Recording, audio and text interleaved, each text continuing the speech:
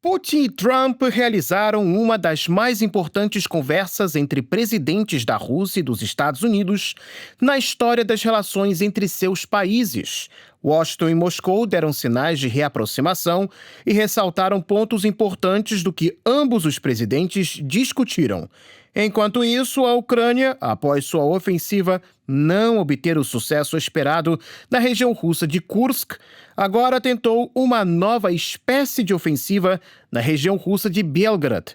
Mas tanto no campo militar quanto no diplomático, os russos estão fazendo uma maestria. Estes são os temas deste vídeo. Fique até o final e deixe os seus comentários. Foram 2 horas de conversa por telefone que Putin e Trump realizaram na terça-feira, 18 de março. Alguns jornalistas já dizem que esta foi a conversa telefônica mais longa entre presidentes dos Estados Unidos e da Rússia. Logo depois, o enviado especial de Trump, Steve Witkoff, anunciou que os presidentes concordaram que uma pausa deve ser feita nos ataques à infraestrutura de energia no conflito entre Rússia e Ucrânia. O Kremlin confirmou a notícia, dizendo que Putin ordenou que suas tropas cessassem ataques contra a infraestrutura energética da Ucrânia. O presidente russo também ressaltou que é necessário que o país rival pare a mobilização forçada, assim como o rearmamento de suas tropas deve ser cessado no contexto de uma paz temporária. Putin também disse que, em gesto de boa vontade, 23 prisioneiros de guerra ucranianos com ferimentos graves serão devolvidos a Kiev.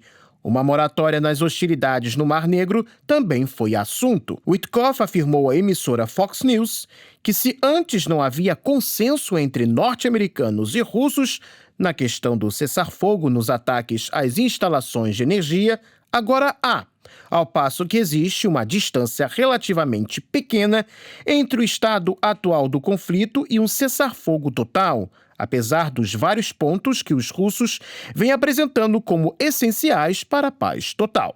Assim sendo, há euforia, principalmente no lado norte-americano, de que uma paz duradoura pode estar perto. Porém, a paz não depende só da Rússia e dos Estados Unidos, e a Ucrânia não dá sinais de que realmente quer o fim das hostilidades nas condições que estão sendo estabelecidas, ou seja, com os Estados Unidos aceitando as exigências russas.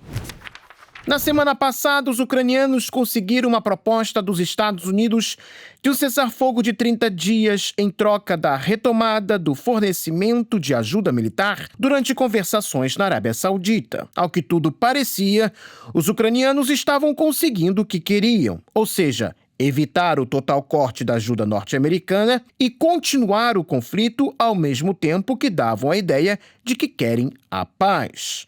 Mas, independentemente de como os diplomatas ucranianos conseguiram tal coisa nas conversas a portas fechadas, a questão é que a resposta de Putin à proposta de um cessar-fogo de 30 dias foi uma jogada de mestre. Após conversar com os ucranianos, os norte-americanos disseram que a bola da vez agora estava nas mãos dos russos. O Kremlin avaliou rapidamente o cenário, chegando à conclusão de que um cessar-fogo daria à Ucrânia um respiro estratégico muito necessário, permitindo que ela arrastasse as negociações indefinidamente enquanto reforçava sua posição com a ajuda militar contínua do Ocidente. Enquanto isso, a Rússia teria que parar suas ações no campo de batalha, sem nenhuma concessão concreta de Kiev ou garantias de um diálogo significativo. E tudo isso no momento em que suas tropas estão com maior ímpeto, continuando os avanços em diferentes pontos da linha de frente e tirando os ucranianos da região de Kursk. Para não cair em uma armadilha, a resposta de Putin foi comedida e precisa. Ele não aceitou nem rejeitou a proposta de um cessar-fogo de 30 dias. Em vez disso, elogiou Trump, sabendo claramente do ego do norte-americano, e se ofereceu para resolver certas nuances da oferta de Washington. Tudo isso enquanto estabelecia suas próprias condições para um cessar-fogo, ou seja, uma interrupção imediata da ajuda militar dos Estados Unidos e o fim da mobilização na Ucrânia. Destas duas condições, a suspensão da ajuda militar é a mais realista. As remessas de armas do governo Biden já foram entregues e Trump nunca esteve disposto a enviar novas remessas.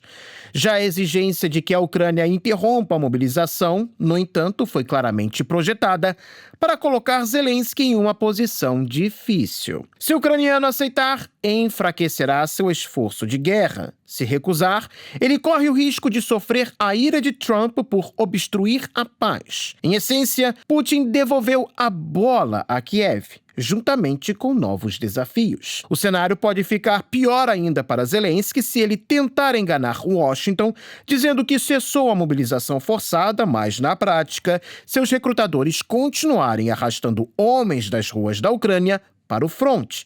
Trump é um líder de sangue quente e não vai aceitar tamanho desaforo de ser enganado por Zelensky. Observando o vai e vem em torno de um cessar-fogo, podemos nos perguntar: será que é realmente uma ideia tão ruim? Não necessariamente. Apesar das opiniões predominantes em contrário, até mesmo para a Rússia, um cessar-fogo bem estruturado poderia ser benéfico.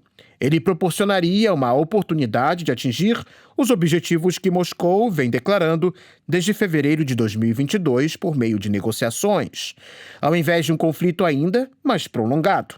É exatamente por isso que a Rússia, por inúmeras vezes, declarou que estava aberta às negociações. Mas para que um cessar-fogo funcione, ele não pode ser tão vazio quanto a vaga proposta de interrupção das hostilidades de 11 de março.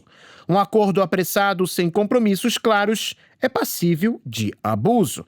Trump pode não se importar com esses detalhes, já que seu principal interesse é ter acertos políticos para reforçar seus números instáveis nas pesquisas. Mas para a Rússia, que busca um acordo duradouro, em vez de uma pausa temporária, os detalhes importam.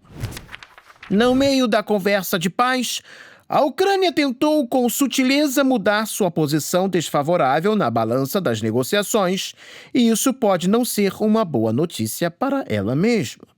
Depois de sofrer um duro golpe em sua ofensiva na região russa de Kursk, agora suas tropas minaram outra região russa, ou seja, Belgorod. Soldados ucranianos munidos com instrumentos de engenharia militar removeram os chamados dentes de dragão de um ponto fronteiriço entre seu país e a região russa de Belgorod. A ação foi acompanhada por ataques com drones contra alvos civis na referida região. Soldados ucranianos a bordo de veículos de combate da OTAN, de fabricação nacional e também de origem soviética, deram início a uma espécie de nova ofensiva. Quase que de imediato, a artilharia e os drones russos começaram seu trabalho. Os ucranianos a curta distância da fronteira começaram a abandonar seus veículos em meio ao caos provocado pela reação russa. Alguns deles se meteram na floresta, enquanto seus carros blindados começaram a ser metodicamente atacados por drones kamikaze. Nenhum vilarejo ou localidade em território russo foi tomado pelos ucranianos. Todos os ataques foram repelidos. Mas isso não significa que Zelensky não tentará novas incursões no território russo. A estratégia ucraniana assustou, não por seu poder, mas pela ideia de, ao invés de lutar por seus soldados cercados em Kursk, tentar uma repetição da sua fracassada estratégia em Kursk, na região de Belgorod. Somente nas últimas 24 horas, as formações armadas de Kiev perderam mais de 200 combatentes na área de operações do Grupo de Forças Sul da Rússia. Milhares de tropas ucranianas na região de Kursk continuam cercadas. Entre aqueles que estão no caldeirão, há muitos mercenários estrangeiros e oficiais ativos das tropas da OTAN, ao passo que os russos estão removendo do fronte, em Kursk, vários equipamentos deixados para trás pelas tropas ucranianas na fuga geral. Se para os contribuintes ocidentais eles custaram milhões de dólares, para os russos eles viraram troféus. A tentativa de se infiltrar na região de Belgorod é um claro sinal de como a Ucrânia tenta colocar por água abaixo as negociações, talvez para ter melhor carta na mesa. Só que se Trump perceber que os ucranianos agem para colocar mais lenha no fogo, ele pode tomar medidas que serão consideradas mais pró-russas do que pró-paz. E isso certamente não será uma boa consequência para Kiev. Se você gostou desse vídeo, deixe o seu like, se inscreva no Gazeta do Mundo e também acione o sininho para não perder os nossos novos encontros aqui no YouTube. E lembrando para vocês que nós estamos publicando material diariamente no Twitter. O link está na descrição deste vídeo. Até mais, pessoal!